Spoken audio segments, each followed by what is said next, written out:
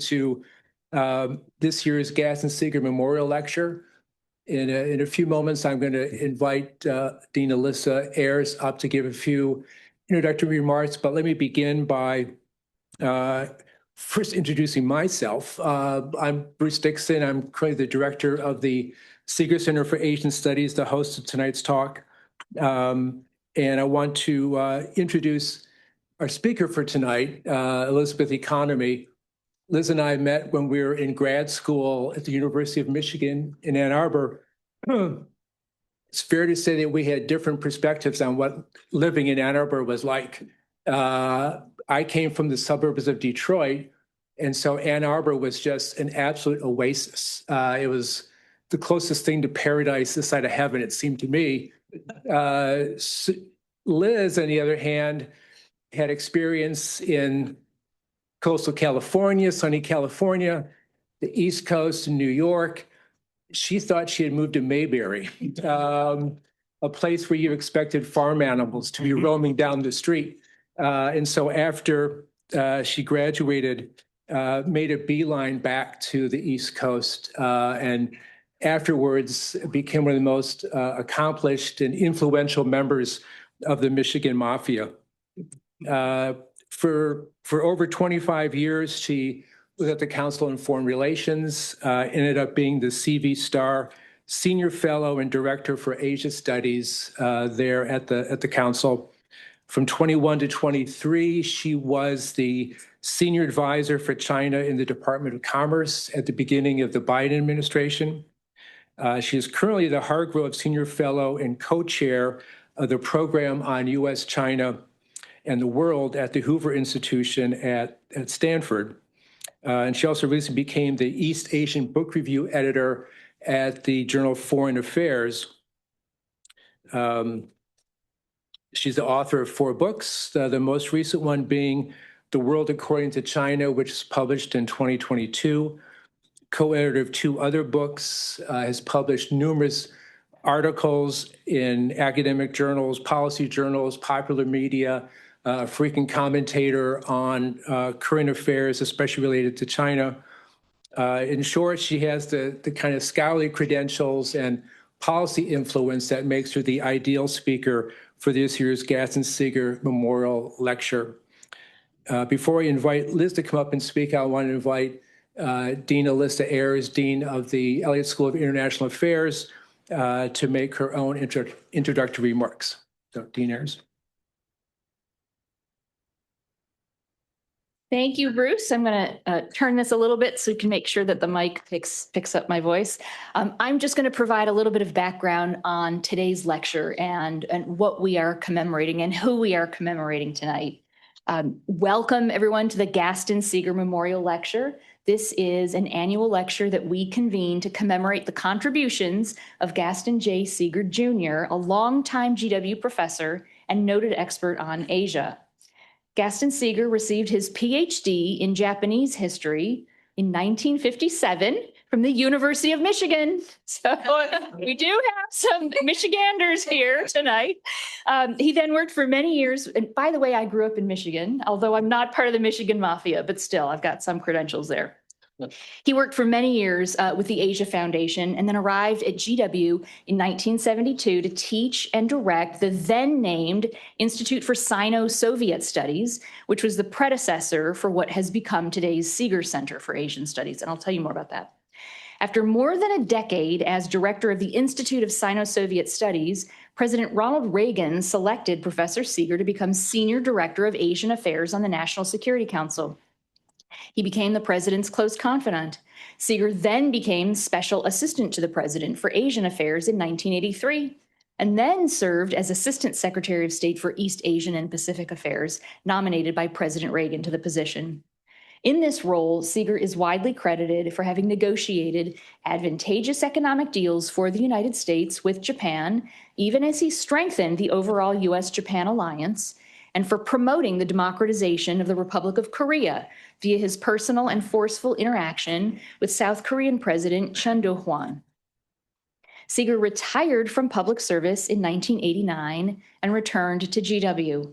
Although he wished to resume his active involvement with the Institute of Sino-Soviet Studies, his return coincided along with the 1989 revolutions and the end of the Cold War. So in light of the new geopolitical environment, after the fall of the Berlin Wall, GW restructured its teaching and programming on Asia and on Eastern Europe and Russia, eventually creating two separate institutes for the study of these regions. Recognizing Sigur's contributions to Asian studies, GW, and public service, the university decided to name the new Center for East Asian Studies, established in September 1991, in his honor. On October 3rd, 1991, President George H.W. Bush wrote to Sigur to offer his congratulations, stating that the center is fitting recognition of your success in promoting stronger ties between the peoples of the United States and East Asia, and that he was pleased to be counted among your many admirers. Professor Sigur passed away in 1995. So past luminaries for this annual lecture in honor of Gaston Sigur include Ambassador Nirupama Rao, former Foreign Secretary of India and Indian Ambassador to the United States, as well as to China; Bilahari Kausikan, former Permanent Representative of Singapore to the United Nations; Han Soo-ju, former Minister of Foreign Affairs, the Republic of Korea; Professor Ezra Vogel, Professor of Sociology at Harvard; Professor Susan Shirk, I think known to many of us here, former U.S. Deputy Assistant Secretary of State and professor at UC San Diego, to name just a few. So we are so thrilled tonight that the Sigur Center and the Elliott School can welcome Professor Elizabeth Economy to join us. Professor Dixon has already introduced her, so you have a sense of her distinguished scholarship and her contributions to U.S. foreign policy. She will discuss China's reimagined future, where China wants to head, and what we can anticipate from China, a set of questions that are absolutely vital to our global future. We're so thrilled that you're here, Liz, and I hand things over to you.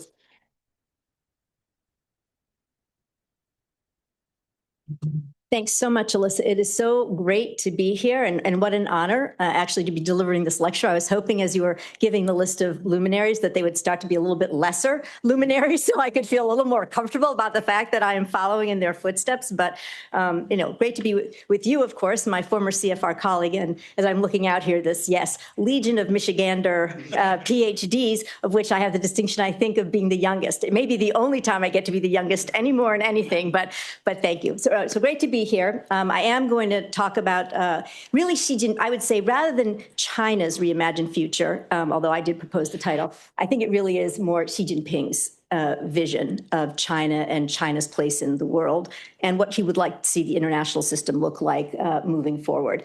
Because I do think there's a difference between Xi Jinping and, there are as many opinions in China as there are in the United States. So although I will shorthand a lot for Xi Jinping using the word China, I really do want to make it clear that what I'm talking about is Xi Jinping. So let me start by just taking you back to 2012 when Xi Jinping was first selected as General Secretary of the Communist Party, his first 5-year term. And he started talking about the great rejuvenation of the Chinese nation and his Chinese dream. And I think at that time, we really didn't have a sense for what that meant. I think there is both a domestic component, which I'm not going to talk about. I'm just going to talk about the foreign policy ambition. But I think we weren't clear, what he had in mind at the time. We have now 5 books of his speeches that are available to us, as well as 13 years worth of actual Chinese behavior and policies on the ground that we can track to understand what he has in mind. Even still, there are differences of opinion. So I think for some scholars, this continues to remain a very active debate. For some scholars, they would say that, China really is an upholder of the international system. It just wants to reform things a little bit around the margins. Other scholars say China just wants to make the world safe for China, safe for autocracy. Of course, then I would say when you make the world safe for autocracy, you are making it unsafe for democracy. And I have the view that Xi Jinping's vision is a transformative one, that in most respects, what he has in mind is nothing short of reordering the world order in order to have it align with Chinese interests and values and policy priorities. I think this is taking place across 5 dimensions. So what I'd like to do, maybe I'll just sketch out, depending on the time, I'm going to talk about this. And then if there's time, I want to talk a little bit about some of the obstacles and the headwinds that I think Xi Jinping is encountering as he pursues his ambitions. If I don't get to that, we can do it in the Q&A if people are interested. Okay, so 5 dimensions that I think his vision is playing out across. The first, and arguably the most important, to Xi Jinping himself, is asserting control over the territory that China considers to be sovereign territory. In the first instance, of course, this is, Hong Kong, Taiwan, the South China Sea, often referred to as, core interests. But China has territorial maritime conflicts with at least, 10 countries in its neighborhood, everything from Diaoyu Senkaku Islands with Japan, of course, the border conflict, which we saw turn deadly in 2020 with India, not to mention the fact that China is establishing small communities inside Bhutan. Even though they have a border agreement, they're simply sending their construction firms and people inside the country. So I think, most important to Xi is that he makes China whole again. Right? So it's really about redrawing the very map of China. Second priority is to replace the United States as the dominant power in the Asia Pacific. So people often ask, does China want to supplant the United States as the sole sort of superpower? I don't think that is the case at this time, and I'll say a few words about that later. But I do think Xi Jinping wants to push the United States out of the Indo-Pacific. And he's fond of saying that Asia is for Asians to govern. He doesn't mean India lead or for Japan to lead. He means for China to lead. I think he's made a lot of progress, certainly in the trade front, where China is the largest trading partner for most countries in the region, including, the U.S.'s, closest allies like Japan, South Korea. He established the Regional Comprehensive Economic Partnership, which embodies about 30% of global GDP, 15 countries. And he's put in for China to join the CPTPP, right, which the United States was pushing as the TPP, and then we didn't pursue it. Japan pushed it out, and now China is trying to join. On the military side, China has proposed a regional security architecture back in, I think it was 2014, I want to say. It, didn't get much pickup. And, China is probably the most militarily assertive country in the region. So you can imagine that not that many countries are that interested in having China be the dominant power and sort of establish the architecture of security for the region. In fact, as I'm sure many people in this room know, there's a very popular saying in the region that China is the economic partner of choice, while the United States is the security partner of choice. So I would say China's had mixed success in this space in advancing its interests. Third, and I think the issue that has emerged as the biggest one over the past couple of years, is China's effort to transform itself into the leading economic and technology power in the world. And I think of it in terms of having a kind of innovation playbook, right, which I call the 5 I's. So I like to, everything has to be a framework for me. It's the way my mind works. But first, China invests, and it invests a lot in R&D and in technological innovation. Just this year, Xi Jinping has announced an 8.3% increase in the R&D budget for China already. Let me make sure I have my statistics correct. So it invested 2.8% of its GDP. We here in the United States invested 3.4%. But given what's happening in the United States with federal funding for research and development and what's happening in China, it's entirely possible that China will surpass the United States in the next couple of years. China also graduates 2 times the number of STEM PhDs that the United States does. And I think we're going to have to move ourselves out of the mindset that all the most talented Chinese want to come to the United States or maybe the UK to get their STEM PhDs, then stay here if they can. I think the study that was done on DeepSeek, I'm sure many of you remember DeepSeek, the sort of breakthrough Chinese large language model. Most of the top engineers and computer scientists that developed DeepSeek were homegrown Chinese scientists. So I think that is the way we should be thinking about this moving forward. And it has huge implications, I would argue, for U.S. talent as well. So a lot of investment in both the sort of the R&D side and in the talent element of it. The second is the indigenization of Chinese technology. And this is long held. This isn't something unique to Xi Jinping. This is at least back to the 1980s, this idea that China would like increasing sort of proportion of its technology to be developed in-house and then manufactured and then exported. The big program that Xi Jinping instituted was Made in China 2025. And he announced this in 2015. It was a 10-year program, basically designed to have Chinese companies dominate in the manufacturing of components across 10 different cutting-edge areas of technology, like new materials and AI, semiconductors, and then become global champions. And we've seen there have been a number of studies that have been done by Merix, the German Research Institute, also by the Rhodium Group. We've seen that they've achieved some very significant success here. So whether we're talking about EVs or batteries or high-speed rail or graphene, they basically now are the globally dominant innovators, manufacturers, and exporters. And so whenever I'm talking to groups in Washington, to officials, I always say you should expect that what we've seen in these, 6 or 7 areas, we are going to see across the entire spectrum of Made in China 2025 technologies, because this is the model. This is the model, and this model works. So if, just something to bear in mind.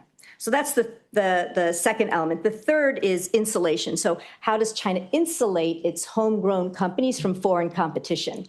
And so one of the things I found so interesting is that China often passes either regional or sometimes centrally developed regulations that give advantages to their local companies. Sometimes we call these like non-tariff barriers to entry. So for example, the Chinese medical devices, Sichuan province at one point passed a regulation that said for these 15 medical devices, hospitals needed to use Chinese-made medical devices, even if they weren't as good as foreign-made medical devices, or they wouldn't get reimbursed through insurance, when they were used in the hospitals. And if you look across China, you would find various provinces, because medical devices, I should mention, is a Made in China 2025 technology. But there's the freedom at the local level to figure out how you want to implement that effort that's been put forward from the central government. And so different provinces had different kinds of regulations. And so now, I remember when I was at the Commerce Department, we had the CEO of a major U.S. medical device company come to meet with, I would say meet with me, no, really meet with Secretary Raimondo, but also me on the side, to say that, in fact, for all of the low-end medical devices now, the company was no longer competitive. And he said, maybe we have a 10-year window for our most advanced medical devices, and then we could be completely shut out of the Chinese market. So that's the sort of trajectory that I think, we see, again, in some sectors that I think we can anticipate seeing in more and more. Then there's integration. So China, as I'm sure many of you know, has a military civil fusion program, which means that both in the civilian side and the military side, there's a lot of back and forth in terms of what are the needs of the PLA that the commercial sector can provide, and what sort of potential military applications can be used for commercial purposes.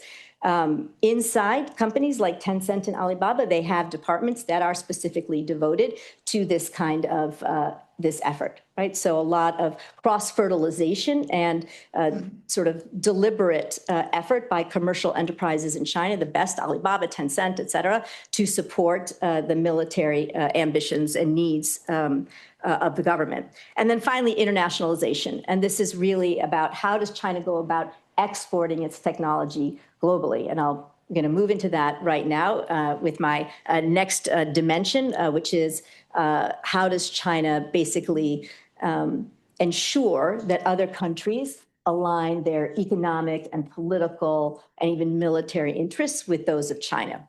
So China has 2 strategies, I would argue. It has incentives and it has coercion. On the incentive side, I think the most prominent example is really the Belt and Road Initiative. And that was, of course, sort of put out by Xi Jinping in 2 speeches in 2013. It began as a hard infrastructure play, sort of connecting some parts of China that were less well developed to external markets. So from China through the rest of Asia and Middle East and Europe to Africa. through ports and railroads and highways. In some respects, it was really maybe one of the first examples of China's export of its overcapacity, right? Because it was exporting the overcapacity that it had in the construction industry. I think sometimes we don't think of it that way, but I think it is kind of interesting. So China goes out and it's, doing all this mining, it's doing energy, big, huge energy projects. And then over the next several years, you had the digital Silk Road, which is, this export of Chinese technology. So everything from subsea cables to 4 and 5G to now cloud, data centers, the Beidou satellite system, e-payment systems. And I think here China's just had extraordinary success and the momentum is really phenomenal. I think the US has been hard pressed over the past couple of administrations. I think beginning with the first Trump administration, there was this effort to promote, to try to compete. We had the Clean Networks initiatives. We had the Build Back Better World during the Biden administration. Now we're going to have the next Trump administration promote our AI tech stack. I was just with a senior administration official who's working on this issue. I said, I'm just curious, what's the strategy? and I can tell you there is no actual strategy. There is a strong desire to do this, but there is no strategy for how they're going to go about doing it. There's some idea about aggregating companies in different parts of the AI tech stack together with proposals to then go out and have some additional funding from the Development Finance Corporation. But in terms of an overarching strategy for how we're really going to compete with this, incredible juggernaut that is China, I think there's no strategy yet. So in addition to the digital Silk Road, the health Silk Road, which really blossomed during COVID, so sending Chinese doctors and building hospitals and the e-health technology, and then also the green Silk Road. And that's, again, where China has really just done incredibly well. That's the EVs and the batteries, solar panels, wind turbines. So all this array of technologies and, again, sort of across the full array of what countries and regions need. And, one interesting thing that I often think, we could emulate, but don't, is that, Xi Jinping will sit down with the head of the African Union on an annual basis and talk and get a sense for what does the African Union need? What are your needs in terms of development? And he will think through with the NDRC and others, how can China help meet those needs? So that kind of planning and talking and engaging is something that our government just does not do very well. Unfortunately. Okay, that's the incentive side. Maybe I'll just mention that the Belt and Road Initiative also has, in addition to the economic side of things, also has what I would say is a political component. Back in 2017, when Xi Jinping, for the first time said that China has a sort of a development model that other countries could learn from. They set up a training center in Tanzania. They have another one, or actually two inside China, where officials from other countries can go to learn about the Chinese model.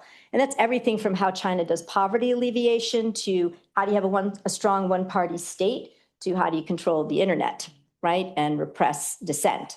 I say China exports its model. This is a big source of debate in the China community. It doesn't mean it's imposing its model. It means it's offering up elements of its model and training of that model if countries are interested, right? They can take advantage of it. And we've seen a number of countries, for example, in Africa, take advantage of this in particular. And then finally, the military component. So China established its first military logistics base in Djibouti in 2017. They had plans for at least 10 other bases that our Defense Department had identified. I would say this is an area where we have not seen China move forward as aggressively as I anticipated. I would have thought that there would have been at least 3 or 4 bases that would have been developed by now. But in fact, they've got something happening in Cambodia, and they've talked to the UAE. But here's an area where the United States has been extremely aggressive about pushing back. Anytime they hear that the Chinese are thinking about building a base, the U.S. goes in and negotiates with countries and said, whatever kind of leverage we have, we utilize to get them to step back from that. It'll be interesting to see whether what's going on with the US and Iran has any impact on sort of changing countries' calculations in this respect.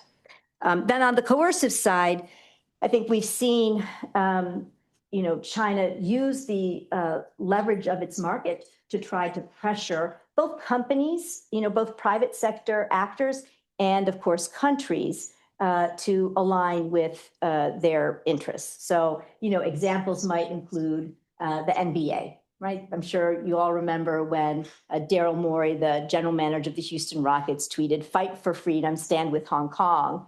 And then, the result was that the Chinese pulled all the Houston Rockets merchandise off the shelves. They banned the televising of NBA games for a year. And they pressed the head of the NBA to fire Daryl Morey, which he didn't do, although Daryl Morey moved from the Houston Rockets to Philadelphia 76ers. And after he moved to the 76ers, the Chinese kept going after, then they started going after the 76ers instead of the Houston Rockets. So they just trailed where Daryl Morey went in terms of the sort of pressure that they placed. I think one of the interesting things about that case, in addition to just the reaction that they had to it, how they took on the whole NBA because of one private tweet by Daryl Morey, who's somebody who just very smart man, who just happened to care about Hong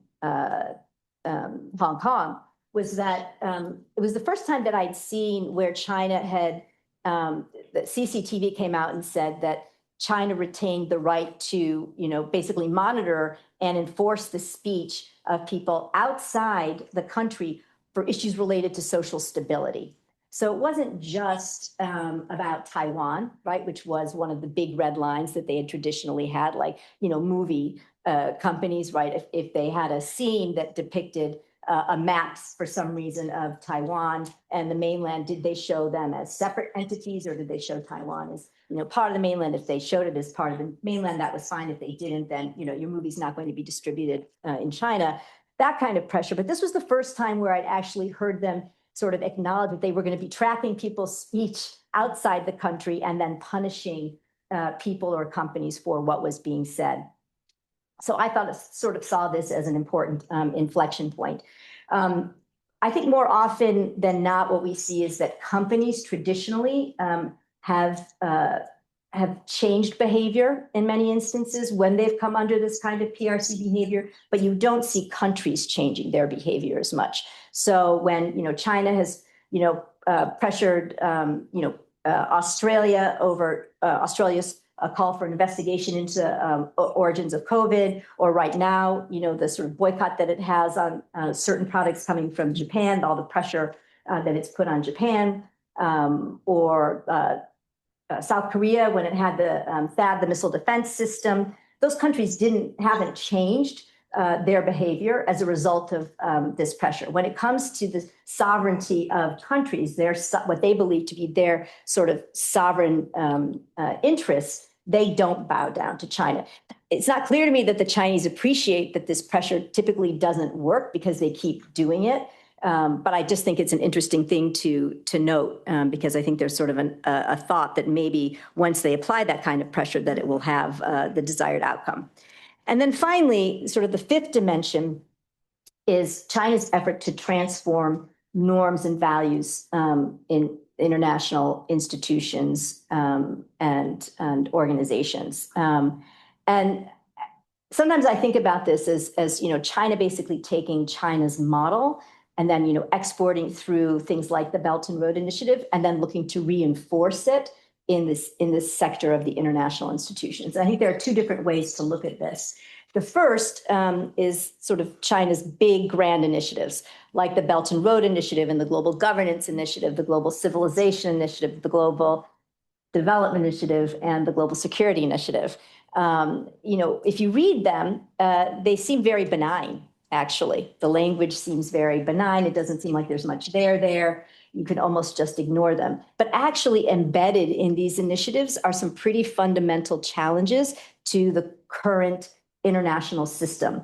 So, for example, inherent in the Global Security Initiative is a call for the end of the US-led alliance system and the principle for indivisible security, right? Basically, which Russia used to justify its invasion of Ukraine. I feel that my security is being threatened. I'm taking preemptive action. That kind of falls within the sort of umbrella, under the umbrella of indivisible security. There's a clear preference for state-directed or state-controlled human rights, as opposed to the idea of, individual inalienable human rights, right? Those kinds of things that are embedded in United Nations Charter. So I think it's important to understand that even though people say, China doesn't actually have a vision of transforming the international system, they really do, in some very fundamental ways, want to transform the norms and values that underpin the system. And then the second area that I think is worth noting, and I'll just also point out that they've been extremely successful in taking their domestic programs and their domestic interests and pushing them through the United Nations. So, there are more than 24 programs within the UN and organizations within the UN that have the Belt and Road Initiative embedded in them as a priority, right? So I remember when they had the head of the Interpol was a Chinese official for 2 years before he was arrested and sent to jail for corruption in China. He pushed to have the Belt and Road become a priority, Belt and Road projects become a priority area for Interpol to protect.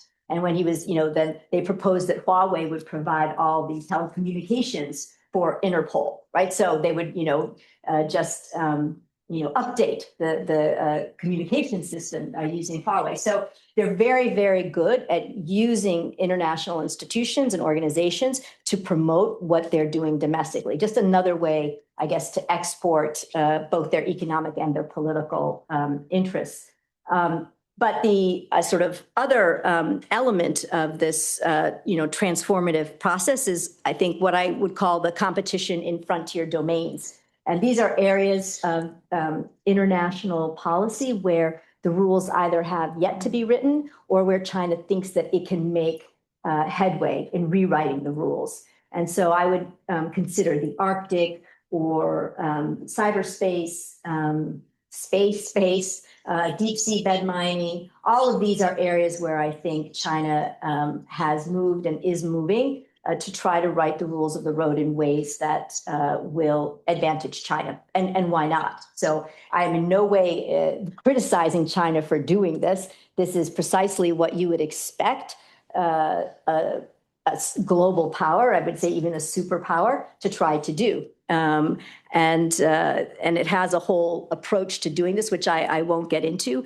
But again, here I think maybe their success has been a little bit less, again, too, than I would have anticipated, but China persists. And if there's one thing that I've seen over the past 13 years of watching, Xi Jinping voice objectives and then watch as policies are implemented, China may take a step back, they may make a tactical feint, but in the end, the eye is on the goal, right? And they are always trying to move forward toward that goal. I mean, they figure out different ways to go about it, but they really never deviate from the end objective. So that's the basic sort of set of priorities, framework that I see Xi Jinping developing for China and for China's place in the world. Now, is China likely to, how am I doing in time? Should I stop soon? Maybe I'll go quickly, I guess, since we have to end a little bit early, unfortunately. Let me just tick off what I see as maybe the sort of three main areas where I think Xi Jinping has some headwinds that he's got to navigate. The first is just the Chinese economy, right? A lot of what I raised depends on a robust Chinese economy and continued Chinese economic growth. As we know, Chinese people they're not buying, they're not having babies, and many of them, the young people, don't believe that just hard work is going to yield them success in the future. I think everybody here knows all the different issues that people talk about, like the property sector and demographics, and the level of not just local government debt, but overall debt to GDP, the low total factor productivity. And there are many, many sort of signals Even China's own sort of ambitions, the target that it set is slightly lower, 4.5% to 5% growth for next year. But I think it bears watching the idea that the economy gradually is going to be a little bit of a drag on China's global ambitions. And maybe you can also see this just in the fact that the Chinese people themselves complain about programs like the Belt and Road Initiative. Because they don't understand why all this money and effort needs to be going globally when, you still have 600 million people living on, $300 a month or less. So I would also, one thing I've been thinking about recently, I was in China in November, and as part of a delegation that Hoover Institution we did with Atlantic Council. And it was a little bit different from normal delegations where you just go and talk with a lot of officials. We did some of that, but we also went to visit a number of Chinese tech companies like Xiaomi EV Factory and the Pony AI autonomous vehicle, Baidu, and a bunch. And one thing that came through was that China is very ill prepared, much as we are, but they're talking, I think, less about it, for how AI and robotics, the impact that those things are going to have on their labor force. And so that at Pony AI, the woman who was talking about the company said they hadn't had that much success in breaking into the market. They were only had like 800 cars in maybe 4 different cities because the local officials, not because of safety, which is what I thought, having actually had a drive in one of those cars where we like literally cut across 4 lanes. And I was like, oh, the safety issue. No, it wasn't the safety issue. It was concerns about employment, right? And so they're not allowed to charge less than a Didi driver, a taxi driver in the locality. And so, the local officials are concerned about what it's going to mean for employment. So they're having a hard time breaking in. So I think this is an area where if you look at the 15th five-year plan and it's all about AI and AI sort of pushing AI through the entire economy, it's fascinating, right? It's AI in logistics and education and manufacturing. It's everywhere and everything. And, it's AI like, and I read this somewhere and I wish I had to remember who said it because I think it's really brilliant. It's AI like electricity. It's AI like the internet. It's not the way that we talk about AI, which is as a tool, right? A transformative tool, but as a tool, it's really, so deeply embedded in the economy. That's how they're thinking about it. But I think they're not thinking about the impact on labor. So I think that's going to be an interesting space to watch. In terms of, labor protests already doubled over the past year. Interesting place to watch for challenges to the regime. And then I would just make the final point on this, that I do think China is a much more fractured society than we often think, because we can't see it the way that we used to, right? If you go back to 2010, you had 180,000 protests, and Mari, you can correct me, but 180,000 protests in the country around the environment, around, pensions not being paid out. Today, we don't have those kinds of protests. We don't have 20,000 people marching in the city streets. But I think along gender lines, income, China is as unequal a society as the United States. I mean, it's fascinating. The income distribution, top 1% controls about 30% of the wealth in China. Top 10% is about 2/3. It's just like the United States. So I think there are a number of fractures within society, ethnic lines, and what I would call the creative class versus the bureaucratic class that I also think have long-term economic implications for China that are not positive. Okay, so then just quickly, let me finish on the last 2 parts. I think we've seen increasing amounts of international pushback against China's economic model. So Merrick's had a study that this came out not that long ago that showed that there are 52 countries put new trade restrictions on China. So tariffs, or other kinds of used other kinds of tools to try to protect themselves from the onslaught of Chinese goods. And not just, it's not just the United States and the EU. This also includes Turkey and Mexico and Brazil, sort of middle income economies that are generally considered to be, good partners of China's, right? They are also standing up and saying, this doesn't work for us. And so whether that begins to have an impact on China's ability to take those technologies, those made in China 2025 technologies, and transform them, not just for Chinese companies being domestically dominant, but being globally dominant, I think we'll have to wait to see. But I think there are some early signals that they might be facing some new challenges in that space. Now, of course, they're smart enough, and you can also see China's doing a lot of export of manufacturing to some countries, so that in Portugal you might have this isn't true, but this is an example. They might be building a semiconductor fab, right? So they're trying they're exporting, some of the manufacturing capacity, not just the goods. So maybe they get around it that way. But I do think it's an interesting trend line. Then finally, I think it's interesting to think about what happens when China's, the Chinese dream meets Make America Great Again, right? When the great rejuvenation of the Chinese nation meets Make America Great Again.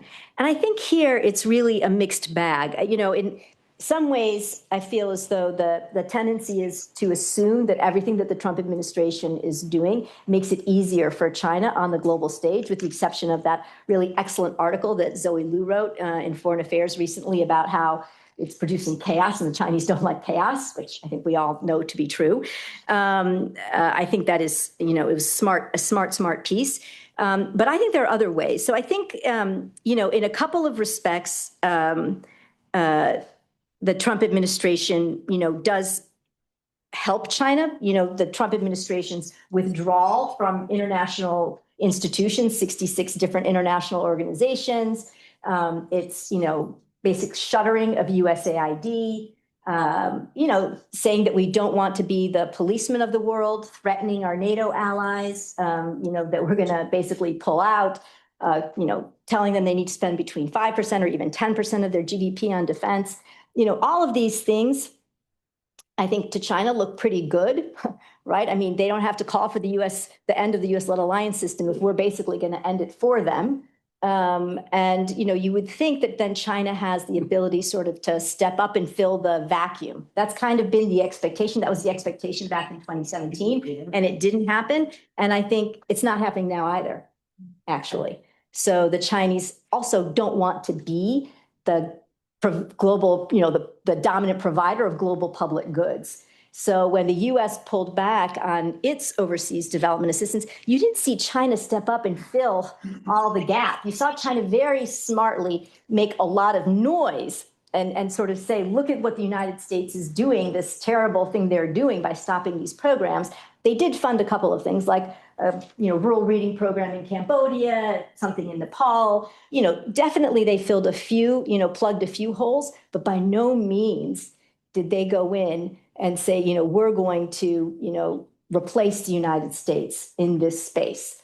So I think they have not, to my mind, quite as of yet, taken full advantage. They haven't capitalized fully on the Trump administration's retrenchment, in large part because they either can't or, don't want to, because it's costly. And they have a different set of priorities. I think also the U.S.'s decision to have a non-ideological foreign policy, which basically means we don't promote democracy or human rights, also, I think, plays to China's advantage, right? We're not going to be condemning them for, human rights abuses in Xinjiang. I mean, Congress may still do that, but certainly that's not, a clarion call out of the administration. Obviously, we had, Vice President Vance campaigning for Viktor Orban in Hungary. And then, it was a dinner where an administration official was speaking, and I said, well, do we still care about Taiwan? Because, for those of us that work on China, one of the things that we've been concerned about with this administration is whether or not the president retains a commitment to Taiwan. And he said, yes, we do care about Taiwan. We care because, of the semiconductors. We care because it's part of the first island chain. I said, well, what about the fact that Taiwan is a robust democracy and, a good example for the region and a good counterpoint to China's claim that Chinese people are somehow congenitally ill-suited to Western democracy? And he said, well, that's nice, but that's not why we care about it. Right. So I think that notion of, democracy, human rights is kind of off the table. And I do think that makes it easier for China I think that's, one less thing that they have to worry about. Nonetheless, I think the Trump administration is more competitive in some respects than people originally anticipated. I think in the technology and economic space, this administration is all in on competition, notwithstanding the president's decision to sell the H-200s to China, which was roundly condemned within much of his administration, actually. So a lot of officials in his administration were very unhappy with this sort of off-the-cuff decision that he made. This is an administration that very much sees this AI tech stack, sort of push is all about the China competition, right? And, obviously we've had the tariff war, which again was largely, it was a global tariff war, but China, had the most significant tariffs. Now, I think that didn't work out the way the administration wanted because the administration didn't understand the very, very important fact that, yes, while China exports more to the United States, we have more sole source dependency on goods from China than they do from us, right? We are more dependent on important critical parts of supply chains from them, like rare earth elements and active pharmaceutical ingredients, than they are on critical things from us. Nonetheless, I think we should think about what the administration is doing in terms of de-risking through supply chains. They have an array of new, actually multilateral arrangements like Pax Silica, this Forge, which is, 50 odd countries on rare earth elements to try to sort of ensure, that the rest of the world can access critical minerals and rare earths that they need, can process and refine them, and then trade among the countries. So I think they definitely have an eye toward competing with China in this space. And then the last area where I think we maybe have underestimated the sort of competitive spirit of the administration is in this notion of spheres of influence, where I think there was this sense that the administration, because early on there was all this discussion about how the U.S. was only going to be concerned about the Western Hemisphere, and Russia was going to get Europe, and China was going to get Asia. And you could find, a lot of excitement actually within China at the prospect of this. Why not? Right? Again, if we were simply going to hand the Asia Pacific over to China, but that clearly is not the case. And, the Indo-Pacific, as we can see now from the national security strategy, is the number 2 priority after the Western Hemisphere. And we are in the Middle East. And so I don't actually see that we are taking ourselves out of a competitive frame when it comes to national security, to broader national security and geostrategic presence.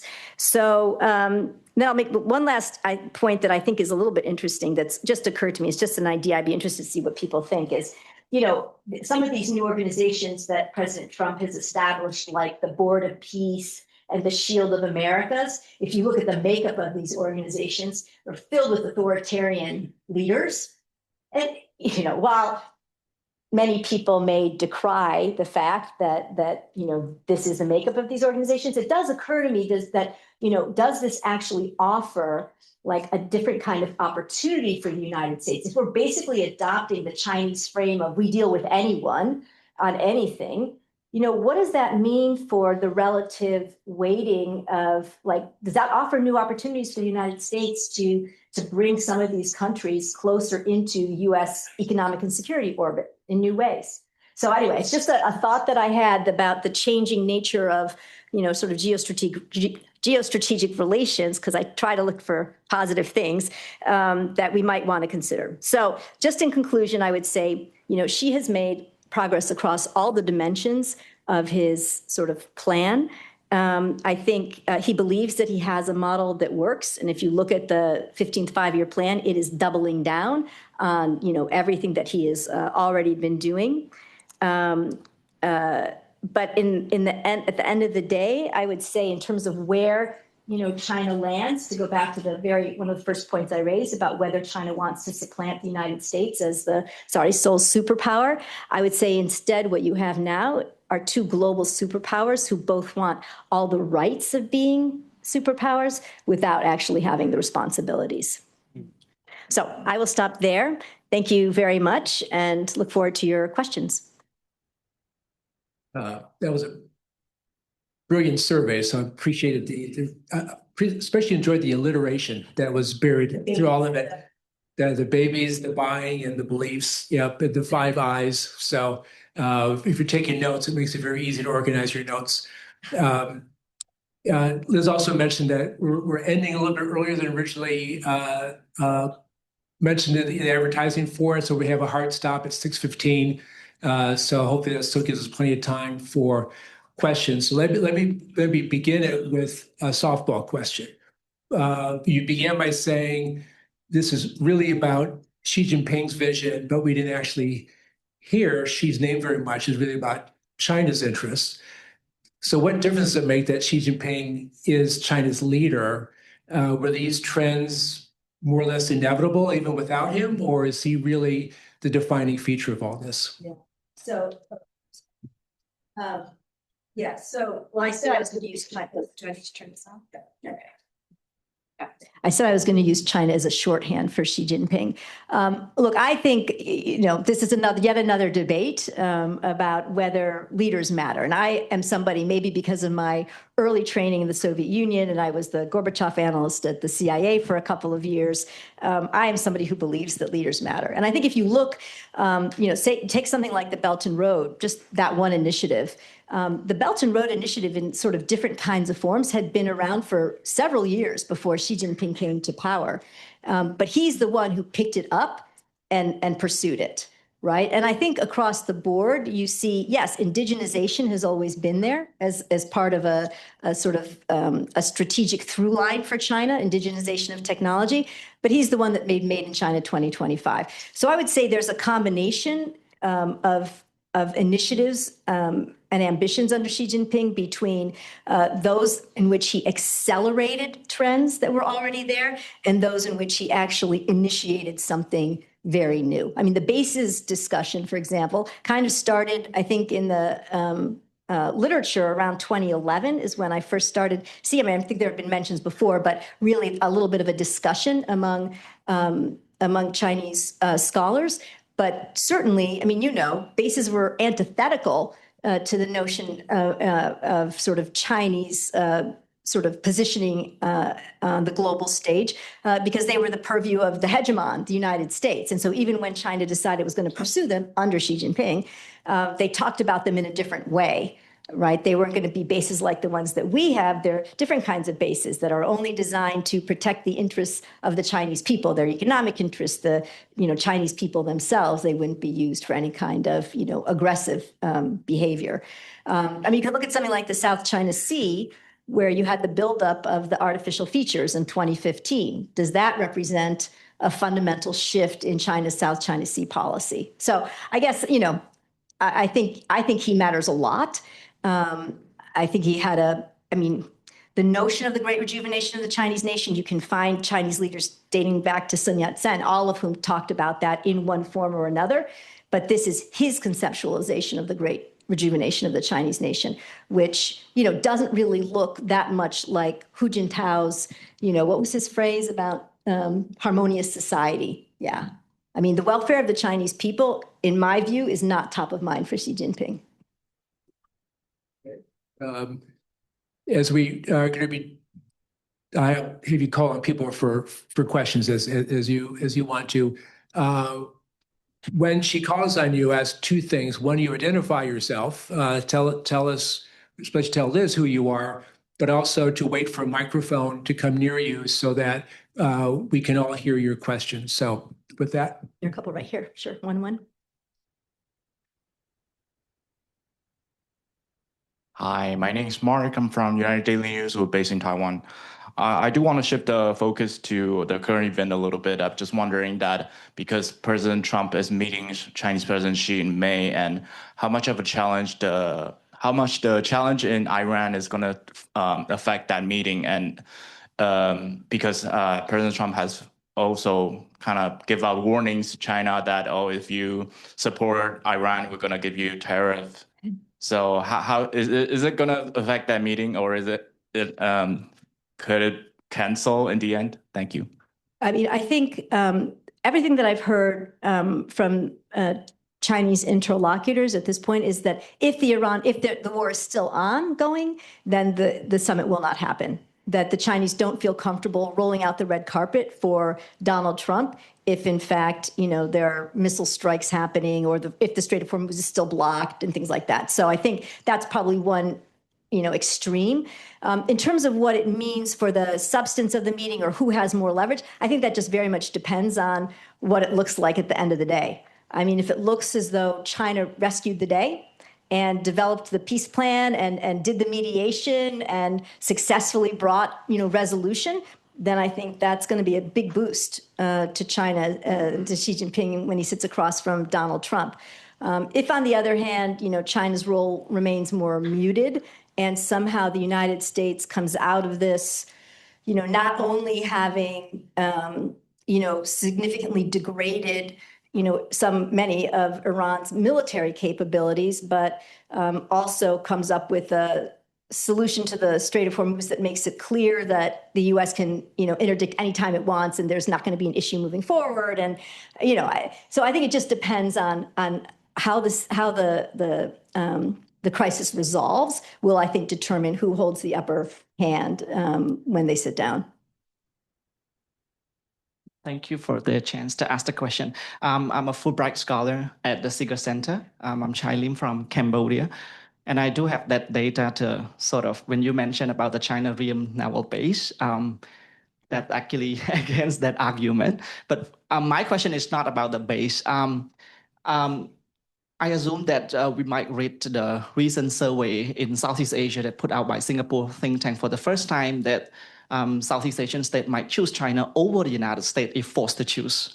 My question is that, do you think that in certain point, that actually China's success in the region is not just purely because of China's own initiative or efforts, but perhaps there's a general sense in the region that Trump's current policy actually sort of push China's success more visible and giving scores to China's efforts in the region and things like trade policy, for example. And many Southeast Asian states actually all support, basically all, and support China initiative, joining the BRICS and all of that. Would you agree with that statement? Yeah.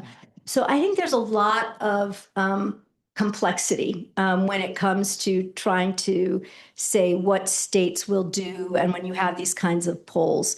I mean, there's no doubt that across the board, not only in Southeast Asia, but across the world, with maybe a very few exceptions, relatively speaking, China is up and the United States is down.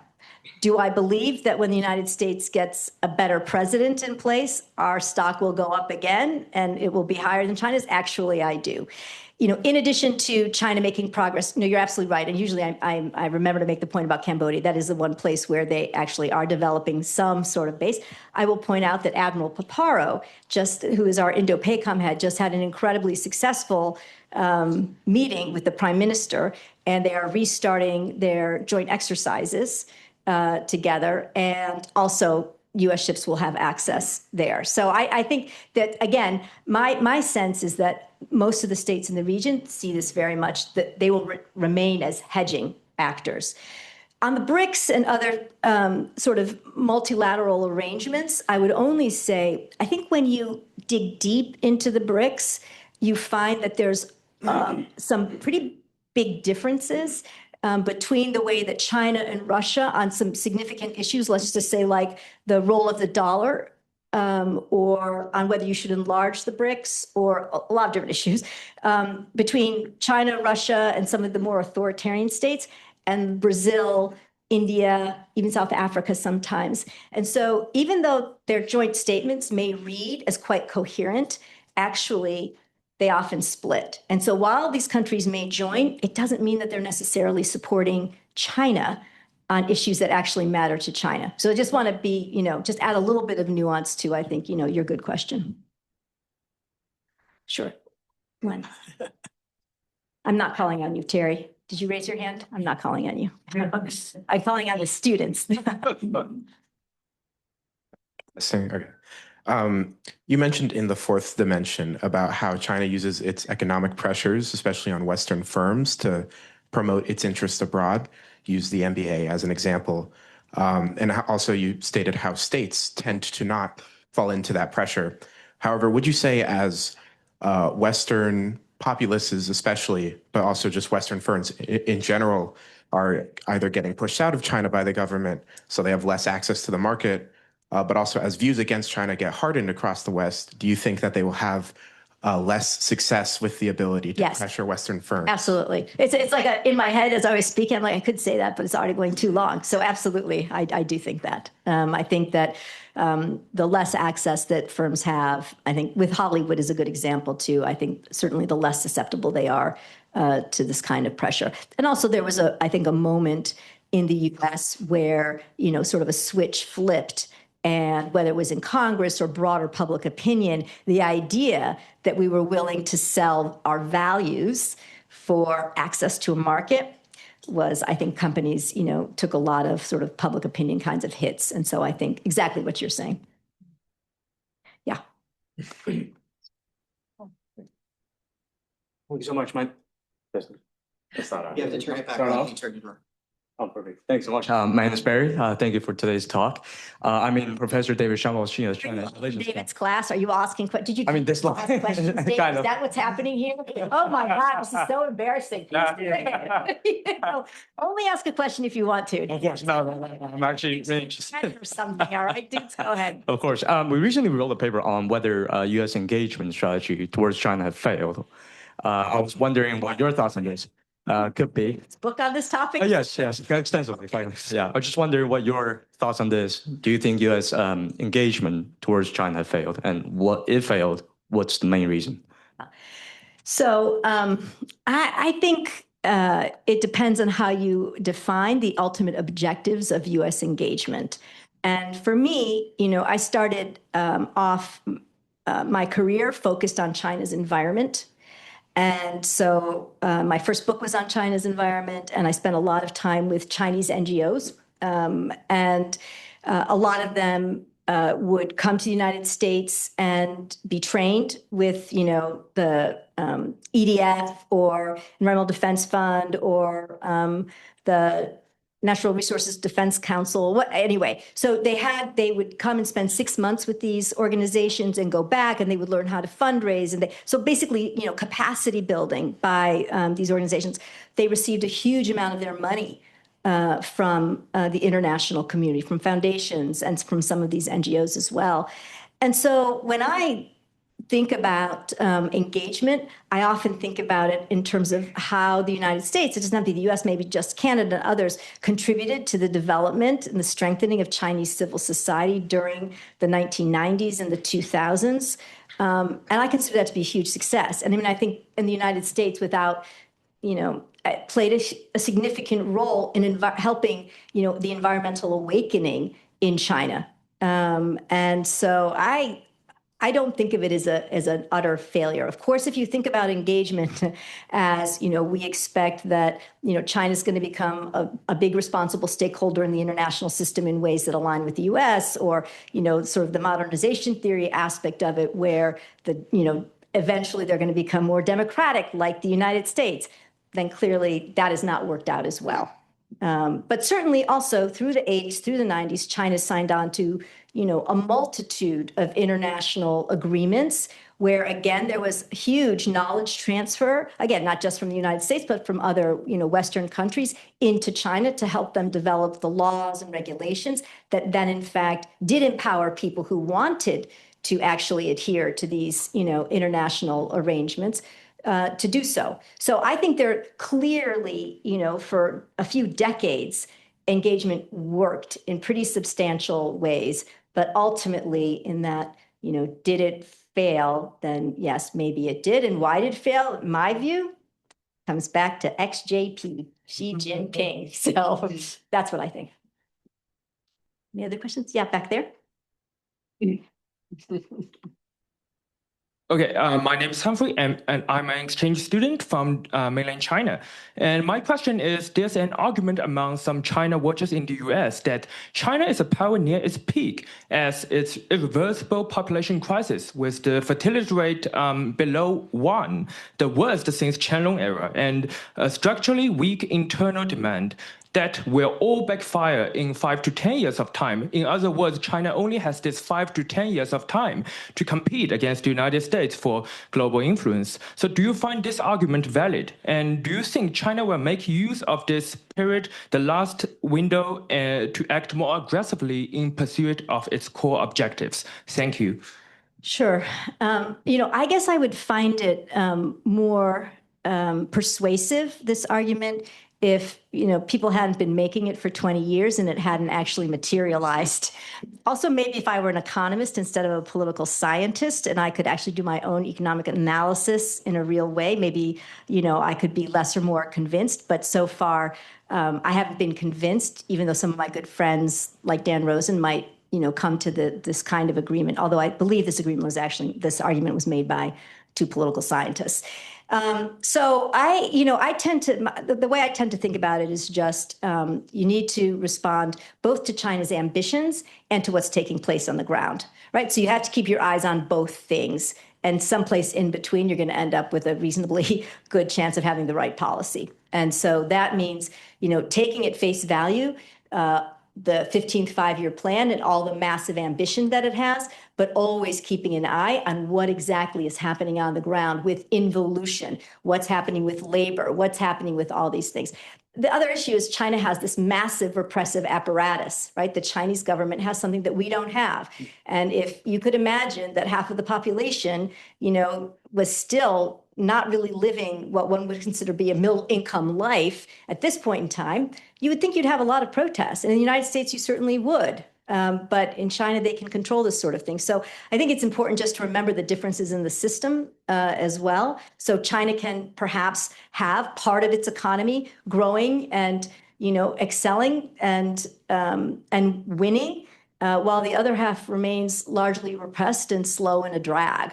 Is that a possibility? So, I don't have a clear and good answer for that, except to say that I mostly focus on what Xi Jinping and what the party says it wants to accomplish, and look at how well they do at accomplishing those things, and pay less attention to the fact that, as I mentioned in my talk, I do think that there are elements of the Chinese economy that are certainly going to be a drag and are a drag on some of their ambitions.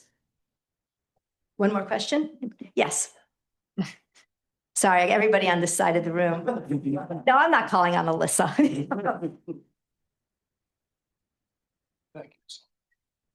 Okay, cool, awesome. I don't have to turn on. My name is Alex Gantz. I'm a master's student here, also here for Professor Shambaugh's class. My God. So thank you very much for this, first of all. We've established that Xi Jinping matters, and we're less than 18 months away from a party congress, and it's kind of time to get irresponsible and start asking the off-the-wall questions about succession. All these initiatives that you've laid out, the Belt and Road, these ways that all of these strategies have been institutionalized, the new five-year plan doubling down and whatnot. I'm wondering, from your perspective, how important is Xi Jinping as an individual to these policies? And 20 years from now, or when he's no longer in power, what kind of continuity can we expect from them in his absence? I have to say, that is a great question, and one that I have never received. So thank you for that. I think it depends, actually, just on what the next leadership views as having been successful and what the next leader's priorities are. I mean, if the next leader's priorities, are more focused on, raising incomes, for example, right, doesn't have the same view on social welfareism that Xi Jinping, has, or, believes that students that have spent 4 years of their life getting college degrees and all their parents' savings should just go to the countryside, then I think you're going to end up potentially with a slightly less ambitious China on the global stage, right? One where they're maybe not investing as much in the military, for example, not focused on the Belt and Road initiative as much. Now, still wanting to export and do things like that, but, one that looks internally, I could see. So I think you could have a very different leader. But I do think Xi Jinping, when he decides, and I think after his next term, he may, in fact, be willing to appoint a successor and maybe take a step back, become chairman of the party or something like that, so he can still exert influence, because I think he'll be afraid to leave You got to think about all those 7 million people that he's put away for corruption at this point, and coming out of jail now. So knives are going to be out for him. I think after that person, maybe you get some shifts. It just kind of depends on where China is. If China is a huge success, then you could imagine that most policies will continue. You've mastered the art of saying, I don't know, but in a more elaborate and thoughtful way. So unfortunately, that's usually the answer for almost all these questions about looking to the future, is that we can see trends, but we really don't know what the outcome is going to be quite yet. So please join me in thanking Lizzie Conway for